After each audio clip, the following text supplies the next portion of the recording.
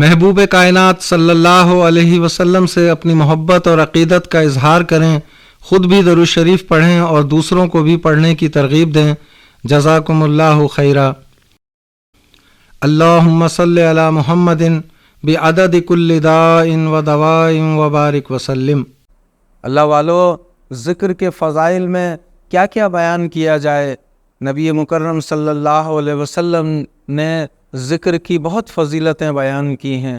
صحیح بخاری میں حضرت ابو ہریرہ رضی اللہ تعالی عنہ سے روایت ہے، نبی مکرم صلی اللہ علیہ وسلم نے فرمایا کہ اللہ تعالیٰ فرماتا ہے کہ جب کوئی بندہ میرا ذکر کرتا ہے، جب اس کے ہونٹ میرے ذکر سے حرکت کرتے ہیں تو میں اس کے ساتھ ہوتا ہوں۔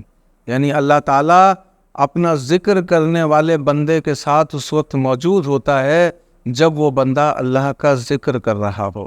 ہمیں اللہ تعالیٰ کے ذکر سے اپنی زبانوں کو تر رکھنا چاہیے۔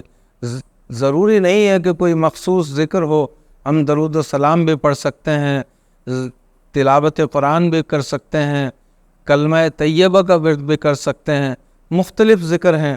مثلاً ایک حدیث مبارکہ میں آتا ہے افضل الذکر لا الہ الا اللہ و افضل الدعاء الحمدللہ، یعنی سب سے بہترین ذکر جو ہے وہ لا الہ الا اللہ کا پڑھنا ہے، اور سب سے بہترین دعا جو ہے وہ الحمدللہ ہے۔